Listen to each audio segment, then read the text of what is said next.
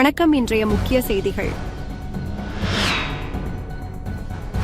பணியின் பொழுது உயிரிழந்த நகராட்சி ஊழியர்களின் வாரிசுதாரர்களுக்கு 200 பேருக்கு கருணை அடிப்படையில் வேலை வழங்க நடவடிக்கை எடுக்கப்பட்டு வருவதாக முதலமைச்சர் ரங்கசாமி தெரிவித்துள்ளார்.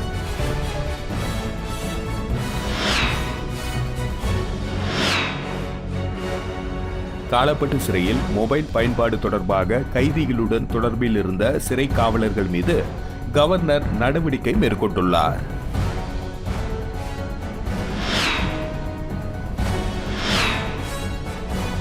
புதுச்சேரி திருவோவடை அடுத்த சன்னியாசிகுப்பத்தில் பிரபல தனியார் நிறுவனத்தில் ரூபாய் 4 லட்சம் மதிப்புடைய 225 கிலோ காப்பர் பொருட்களை திருடிய வழக்கில் 6 நபர்களை போலீசார் கைது செய்தனர்.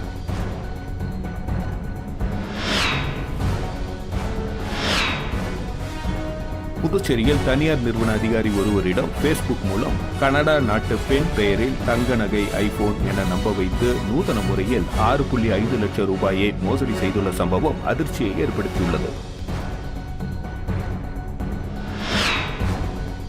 இனி வருவது விரிவான செய்திகள்.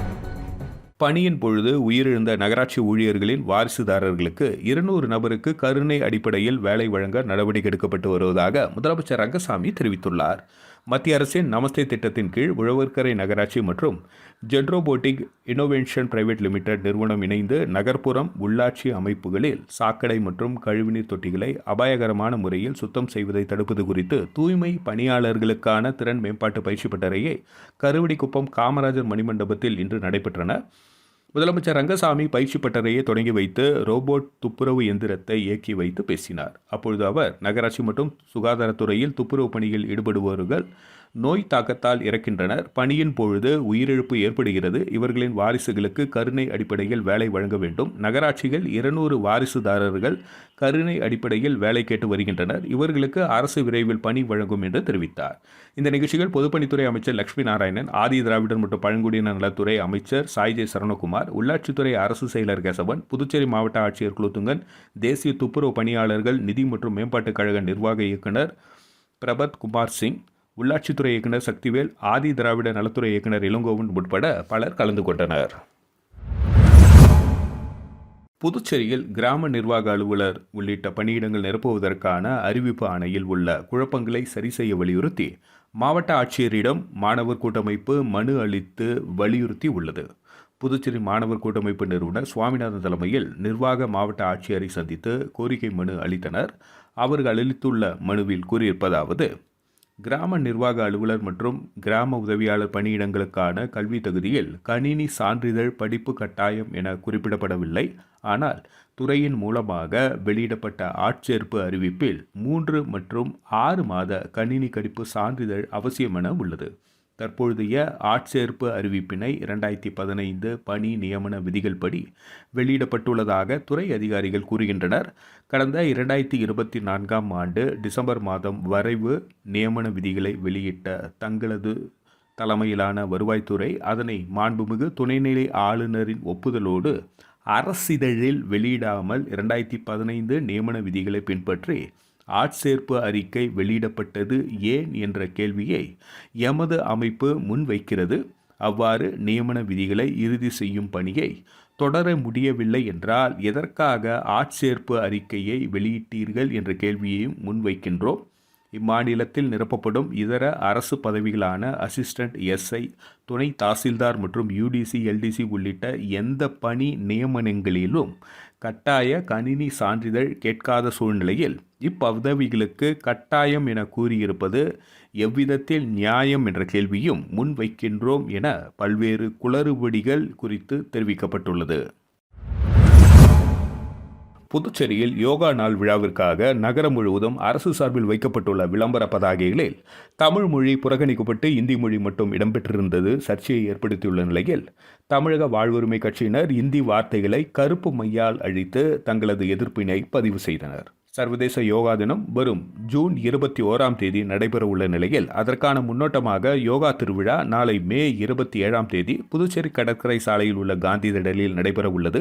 இதற்காக அரசு சார்பில் நகரம் முழுவதும் விளம்பர பதாகைகள் வைக்கப்பட்டுள்ளன. ஆனால் அந்த பதாகைகளில் அனைத்து அறிவிப்புகளும் இந்தியில் மட்டுமே இடம்பெற்றுள்ளது பெரும் சர்ச்சையை ஏற்படுத்தியுள்ள நிலையில் தமிழ் முழுமையாக புறக்கணிக்கப்பட்டிருப்பது தமிழ் பேசும் புதுச்சேரி மக்களிடையே அதிருப்தியை ஏற்படுத்தியுள்ளது. இதனிடையே காமராஜர் மணிமண்டபம், கிழக்கு கடற்கரை சாலை, இந்திரா காந்தி சதுக்கம் உள்ளிட்ட நகரின் பல்வேறு பகுதிகளில் இந்தி மொழியில் வைக்கப்பட்டிருந்த யோகா தின விளம்பர பதாகைகளை தமிழக வாழ்வுரிமை கட்சியினர் கருப்பு மையை கொண்டு அழித்தனர். மேலும் ஹிந்தி தெரியாது போடா என்ற வாசகங்கள் அடங்கிய பதாகைகளை கையில் ஏந்தியவாறு ஹிந்தி மொழியை திணிப்பதாக கூறி புதுச்சேரி அரசை கண்டித்து கண்டன கோஷங்களை எழுப்பி தங்களது எதிர்ப்பினை தெரிவித்தனர்.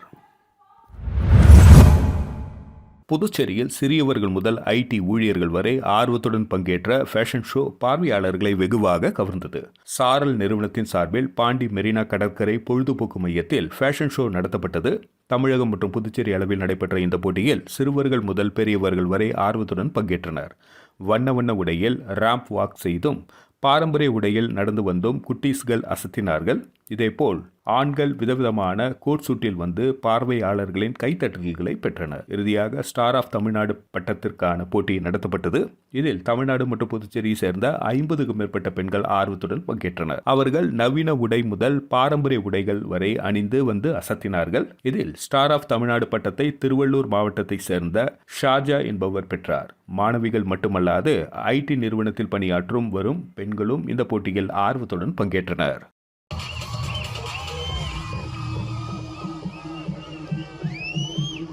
Winter Fashion Gala title winner 2024 and 2024 title winner Shining Star Pondicherry 2024 title winner.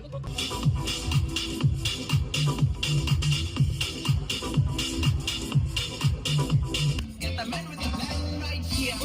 Bring it swag with the man right here.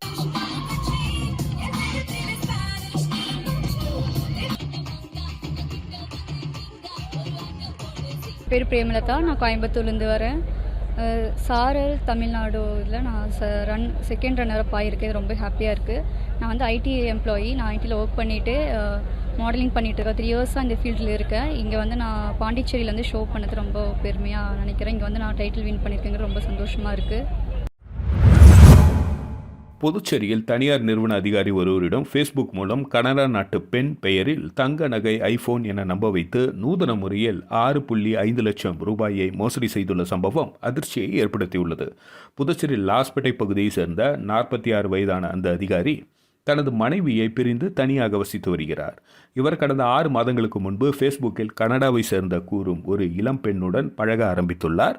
நாளுக்கு நாள் அந்த நட்பு நெருக்கமாக வளர இருவரும் தனிப்பட்ட வாழ்க்கை விவரங்கள், வீடு மற்றும் அலுவலக புகைப்படங்களை பரிமாறி கொண்டனர். பின்னர் அந்த பெண் நட்பின் அடையாளமாக தங்க நகைகள், வைர வாட்ச், ஐபோன் மற்றும் வாசனை திரவியங்கள் உள்ளிட்ட விலை உயர்ந்த பரிசுகளை அனுப்புவதாக கூறினார். அது மட்டுமின்றி அந்த பரிசுகளை வீடியோ மற்றும் புகைப்படங்களாக எடுத்து அவருக்கு தொடர்ந்து அனுப்பினார். இறுதியில் இந்திய கஸ்டம்ஸ் அலுவலகத்திலிருந்து அழைப்பு வந்ததாக கூறி ஒருவர் அந்த அதிகாரிக்கு தொடர்பு கொண்டு பரிசுகளை பெற்றுக்கொள்ள சுங்கவரி கட்ட வேண்டும் என கூறினார். அந்த திடீர் அழைப்பையும் ஏற்கனவே வந்த புகைப்படங்களையும் நம்பிய அதிகாரி கூறப்பட்ட வங்கி கணக்கில் 6.5 லட்சம் ரூபாயை செலுத்தினார். பணம் செலுத்திய பின் எந்த பொருளும் வராததுடன் மெசேஜும் அழைப்புகளும் அந்த பெண்ணிடம் இருந்து நிறுத்தப்பட்டன. இதனையடுத்து தான் ஏமாற்றப்பட்டதை உணர்ந்த அதிகாரி புதுச்சேரி சைபர் கிரைம் போலீசில் புகார் அளித்தார். புகாரின் அடிப்படையில் சைபர் கிரைம் போலீசார் வழக்கு பதிவு செய்து விசாரணை நடத்தி வருகின்றனர். புதுச்சேரி திருபுவனை அடுத்த சன்னியாசி குப்பத்தில் உள்ள பிரபல தனியார் நிறுவனத்தில் ரூபாய் 4 லட்சம் மதிப்புடைய 225 கிலோ காப்பர் பொருட்களை திருடிய வழக்கில் 6 நபர்களை போலீசார் கைது செய்தனர். திருபுவனை அடுத்த சன்னியாசி குப்பத்தில் உள்ள பிரபல தனியார் நிறுவனம் உள்ளது. கடந்த 2024ஆம் ஆண்டு ஆகஸ்ட் 15ஆம் தேதி மர்ம ஆசாமிகள் கம்பெனிக்குள் புகுந்து அங்கிருந்த சிசிடிவி கண்காணிப்பு கேமராக்களை உடைத்து தலா 25 கிலோ எடை கொண்ட 12 பிளாஸ்டிக் கேன்களில் இருந்த 225 கிலோ எடை கொண்ட காப்பர் பொருட்களை திருடி சென்றனர். இதுகுறித்து கம்பெனியின் மனிதவள மேலாளர் ஹரிகரன் கொடுத்த புகாரின் பேரில் திருபுவனை போலீசார் வழக்கு பதிவு செய்தனர். இந்த நிலையில் நேற்று முன்தினம் திருபுவனை போலீசார் களித்தீர்த்தால் குப்பம் ஆண்டியார்பாளையம் சாலை 4 மணி சந்திப்பில் வாகன சோதனையில் ஈடுபட்டிருந்தனர். அப்பொழுது அவ்வழியே அந்த வண்டியை சோதனை செய்தபொழுது வண்டியில் பிளாஸ்டிக் கேனில் 25 கிலோ எடை கொண்ட காப்பர் பொருட்கள் இருந்தது கண்டுபிடிக்கப்பட்டது. அதற்கு எந்த ஆவணமும் இல்லை. விசாரணையில் அவர்கள் திருபுவனைப்பாளையம் மன்சூர் அலிகான் என்பதும், அதில் பயணம் செய்தவர்கள் கரியமாணிக்கம், பழைய காலனி தினகரன், அதே பகுதியைச் சேர்ந்த திவன் என்பதும் காப்பர் பவுடரை கடந்த 2024 ஆண்டு ஆகஸ்ட் 15ஆம் தேதி சன்னியாசிக்குப்பம் தனியார் கம்பெனியில் திருடியதையும் ஒப்புக்கொண்டனர். மேலும் இதில் தொடர்புடைய கம்பெனியில் லோடு மேன்கள் ராம்பாக்கத்தை சேர்ந்த கபாலி, அதே பகுதியை சேர்ந்த அங்காளன் மற்றும் வில்லியனூரை சேர்ந்த பழைய இரும்பு வியாபாரி பாபு என்கிற சுலைமான் ஆகிய மொத்தம் 6 நபர்களை கைது செய்து அவர்களிடமிருந்து ரூபாய் 2.49 லட்சம் ரொக்கம், திருட்டுக்கு பயன்படுத்திய வண்டி மற்றும் ஒரு மொபைல் போன் ஆகியவற்றை போலீசார் பறிமுதல் செய்தனர். இதையடுத்து 6 நபர்களையும் புதுச்சேரி நீதிமன்றத்தில் ஆஜர்படுத்தி சிறையில் அடைத்தனர். காலாப்பட்டு சிறையில் மொபைல் பயன்பாடு தொடர்பாக கைதிகளுடன் தொடர்பில் இருந்த சிறை காவலர்கள் மீது கவர்னர் நடவடிக்கை மேற்கொண்டுள்ளார். புதுச்சேரி காலாப்பட்டு மத்திய சிறைச்சாலையில் 200க்கும் மேற்பட்ட தண்டனை மற்றும் விசாரணை கைதிகள் அடைக்கப்பட்டுள்ளனர். இங்கு தடை செய்யப்பட்ட போதைப் பொருட்கள், மொபைல் போன் பயன்பாடு நாளுக்கு நாள் அதிகரித்து வருகின்றன. அதிகாரிகள் அவ்வப்பொழுது சிறையில் சோதனை நடத்தி மொபைல் போன், போதைப் பொருட்களை பறிமுதல் செய்தும் வருகின்றனர். இதுகுறித்து விசாரணை நடத்த கவர்னர் கைலாஷ்நாதன் நேரடியாக களத்தில் இறங்கி சிறைச்சாலையில் பணியாற்றும் 2 காவலர்களை கொண்டு ரகசிய விசாரணை மேற்கொண்டார். அதில் சிறையில் பணியாற்றும் ஒரு தலைமை காவலரும் மற்றொரு காவலரும் கைதிகளுடன் தொடர்பில் இருந்தது, மொபைல் போன்கள் மற்றும் போதைப் பொருட்களை கொடுத்து உடந்தையாக இருப்பது கண்டுபிடிக்கப்பட்டது. இதனையடுத்து கவர்னர் கைலாஷ்நாதன் கடந்த வாரம் சிறைத்துறை அதிகாரிகளை வரவழைத்து கைதிகளுடன் தொடர்பில் இருந்த தலைமை காவலரை தொடர் விடுமுறையில் செல்ல பரிந்துரை செய்யவும், காவலரை மாகேவிற்கு பணியிட மாற்றம் செய்யவும் உத்தரவிட்டார். அதன்படி கவர்னர் உத்தரவின் பேரில் தலைமை காவலரை தொடர் விடுப்பில் செல்ல பரிந்துரை செய்ததுடன் கைதியுடன் தொடர்பில் இருந்த காவலரை மாகேவிற்கு பணியிட மாற்றம் செய்து சிறைத்துறை அதிகாரிகள் நடவடிக்கை மேற்கொண்டுள்ளனர். வாக்குறுதிகளை நிறைவேற்ற கோரி நகராட்சி கொம்யூன் ஊழியர்களின் கூட்டு போராட்டக் குழு சார்பில் போராட்டம் நடத்த முடிவு செய்துள்ளனர். இதுகுறித்து நிருபர்களிடம் பேசிய போராட்டக் குழுவின் ஆலோசகர் ஆனந்த் கணபதி, புதுச்சேரி உள்ளாட்சி அமைப்புகளான நகராட்சி மற்றும் கொம்யூன் பஞ்சாயத்து ஊழியர்களுக்கு 7வது ஊதியக்குழு பரிந்துரைப்படி 33 மாதங்கள் நிலுவைத் தொகை வழங்கிட கோரி பலகட்ட போராட்டம் நடத்தப்பட்டது. கடந்த ஆண்டு சட்டசபை முன்பு காத்திருப்பு போராட்டம் நடத்தப்பட்டது. உள்ளாட்சித்துறை இயக்குநர் ஊதியக்குழு பரிந்துரைகளை நடைமுறைப்படுத்தி ஓய்வு பெற்றவர்களுக்கு பென்ஷன் வழங்கவும், பணியின் பொழுது இறந்த ஊழியர்களின் வாரிசுதாரர்களுக்கு வேலை வழங்க முதல்வர் ஏற்றுக்கொண்டதாகவும் அதற்கான கோப்புகள் தயார் செய்யப்படும் என உறுதியளித்தார். அதன் பேரில் நாங்கள் தொடர்ந்து நடத்திய போராட்டத்தை வாபஸ் பெற்றோம். ஆனால் அதற்கான எந்த நடவடிக்கையும் எடுக்காமல் உள்ளது. இது தொடர்பாக முதல்வர், நிதி செயலர், இயக்குநர் ஆகியோருடன் பலகட்ட பேச்சுவார்த்தை நடத்தினோம். வாக்குறுதிகளை நிறைவேற்றாததால் ஜூன் 5ஆம் தேதி உள்ளாட்சித்துறை முன்பு கண்டன போராட்டமும், தொடர்ந்து 12ஆம் தேதி தலைமைச் செயலகம் முன்பு தர்ணா போராட்டமும், 26ஆம் தேதி நகராட்சி மற்றும் கொம்யூன் பஞ்சாயத்து முன்பு தெருமுனை பிரச்சாரம் நடத்த உள்ளோம் என்றனர். நெட்டப்பாக்கம் அருகே உள்ள மடுகரை ராமமூர்த்தி அரசு உயர்நிலைப்பள்ளியைச் சேர்ந்த மாணவர்கள் 28 வருடங்கள் கழித்து மீண்டும் பள்ளியில் சந்திக்கும் நிகழ்ச்சி பள்ளி வளாகத்தில் நடைபெற்றது. இந்த நிகழ்ச்சிக்கு வருகை புரிந்த அனைவரையும் முன்னாள் மாணவர் சரவணன் வரவேற்று பேசினார். சிறப்பு அழைப்பாளராக பள்ளி முதன்மை கல்வி அதிகாரி குலசேகரன் கலந்து கொண்டு சிறப்புரை ஆற்றினார். ஓய்வு பெற்ற தலைமை ஆசிரியர்கள் காளிதாஸ் மற்றும் ஜெயபால், முதுநிலை பட்டதாரி ஆசிரியர் கைலைமணி ராமராமி, பட்டதாரி ஆசிரியர் குணசேகரன், மொழி ஆசிரியர் ராதாகிருஷ்ணன் ஆகியோர் கலந்து கொண்டு சிறப்பு செய்தனர். தற்போதைய பணியில் உள்ள இளங்கோ, குமரேசன், ரேவதி ஆகிய ஆசிரியர்களும் கலந்து கொண்டனர். இவ்விழாவில் ஆசிரியர்கள் அனைவரும் கௌரவிக்கப்பட்டு நினைவு பரிசு வழங்கப்பட்டது. ராமமூர்த்தி அரசு உயர்நிலைப்பள்ளி தலைமை ஆசிரியர் அரிவர்தன் வாழ்த்துரை வழங்கினார். முன்னாள் மாணவர் கலிபெருமாள் நோக்க உரை ஆற்றினார். இவ்விழாவில் 10ஆம் வகுப்பு அரசு பொதுத் தேர்வில் முதல் 3 இடங்களை பெற்ற மாணவர்களுக்கு பரிசுகள் மற்றும் ஊக்கத்தொகை வழங்கப்பட்டது. முன்னதாக பள்ளி வளாகத்தில் மரக்கன்றுகள் நடப்பட்டது. மேலும் முன்னாள் மாணவர்கள் சார்பாக பள்ளிக்கு மின் விசிறிகள், மின் பல்புகள் மற்றும் எழுதுப் பொருட்கள் வழங்கப்பட்டது. பின்னர் முன்னாள் மாணவர்கள் அனைவருக்கும் நினைவு பரிசு வழங்கப்பட்டது. இவ்விழாவில் 90 கிட்ஸ் உணவு பண்டங்கள் அடங்கிய ஸ்டால்கள் அமைக்கப்பட்டது. இறுதியாக முன்னாள் மாணவர் வெங்கடகிருஷ்ணன் நன்றி கூறினார். உழவர்கரை தியாகுப்பிள்ளை நகரில் உள்ள புதிய விசுவாச வார்த்தை சபையின் ஆலய பிரதிஷ்டை விழாவில் என்ஆர் காங்கிரஸ் பிரமுகர் நாராயணசாமி கேசவன் கலந்து கொண்டு அறுசுவை உணவு வழங்கினார். புதுச்சேரி உழவர்கரை தொகுதிக்குட்பட்ட தியாகப்பிள்ளை நகர் மற்றும் வயல்வெளி நகரில் வசிக்கும் கிறிஸ்துவ மக்களின் ஒருங்கிணைப்பில் ஏற்பாடுகள் செய்யப்பட்ட விசுவாச வார்த்தை சபையின் ஆலய பிரதிஷ்டை விழாவில் சிறப்பு அழைப்பாளராக கலந்து கொண்ட என்ஆர் காங்கிரஸ் பிரமுகர் டாக்டர் நாராயணசாமி கேசவன் வாழ்த்துரை வழங்கினார். மேலும் இந்த பெருவிழாவில் கலந்து கொண்ட 500க்கும் மேற்பட்ட பொதுமக்களுக்கு தன் சொந்த செலவில் அறுசுவை அசைவ உணவுகள் வழங்கினார்.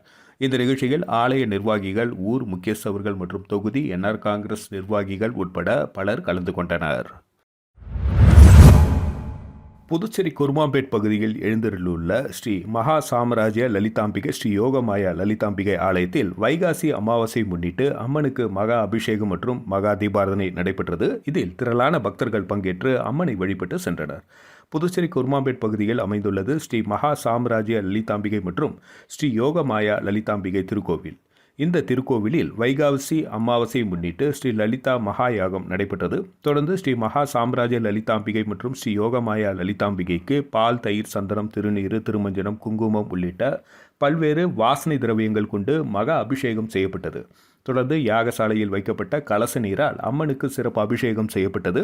மேலும் பச்சை பட்டுடுத்தி எலுமிச்சை பழங்கள் மற்றும் மலர்களால் அலங்கரிக்கப்பட்ட அம்மனுக்கு சோடாட்ச தீபார்த்தனைகள் நடைபெற்றது. தொடர்ந்து ஸ்ரீ மகா சாம்ராஜ்ய லலிதா மற்றும் ஸ்ரீ யோகமாயா லலிதாம்பிகைக்கு சகஸ்ரநாமம் பாடப்பட்டு மகா தீபார்த்தனை காட்டப்பட்டது. இதில் பக்தர்கள் பலரும் கலந்து கொண்டு லலிதாம்பிகை அம்மனை வழிபட்டு சென்றனர். இதற்கான ஏற்பாடுகளை ஆலய நிர்வாகி மகேஸ்வர சாஸ்திரிகள் மற்றும் பக்தர்கள் சிறப்பாக செய்திருந்தனர்.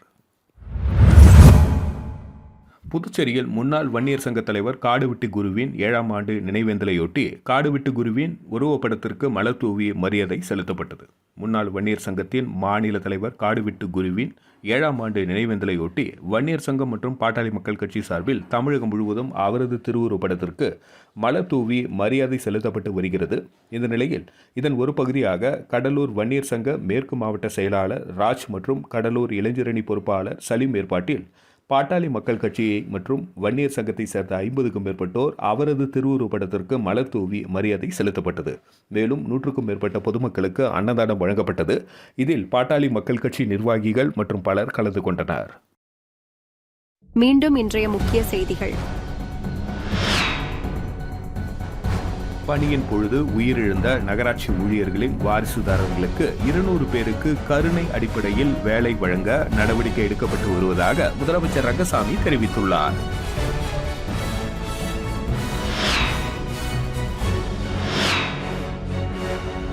காலப்பட்டு சிறையில் மொபைல் பயன்பாடு தொடர்பாக கைதிகளுடன் தொடர்பில் இருந்த சிறை காவலர்கள் மீது கவர்னர் நடவடிக்கை மேற்கொண்டுள்ளார்.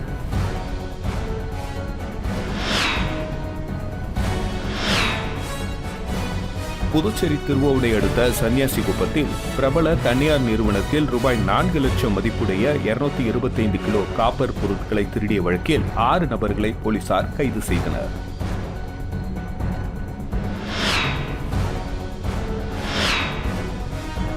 புதுச்சேரியில் தனியார் நிறுவன அதிகாரி ஒருவரிடம் பேஸ்புக் மூலம் கனடா நாட்டு பெண் பெயரில் தங்க நகை, ஐபோன் என நம்ப வைத்து நூதன முறையில் 6.5 லட்சம் ரூபாயை மோசடி செய்துள்ள சம்பவம் அதிர்ச்சியை ஏற்படுத்தியுள்ளது. செய்திகளை துல்லியமாகவும் தெளிவாகவும் தெரிந்து கொள்ள கிரியேட்டிவ் மீடியா யூடியூப் சேனலை சப்ஸ்கிரைப் செய்து கொள்ளவும். நன்றி, வணக்கம்.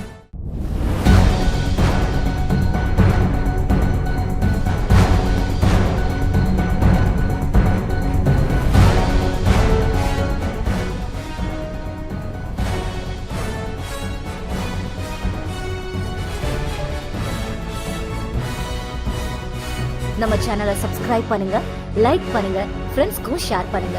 தேங்க்யூ.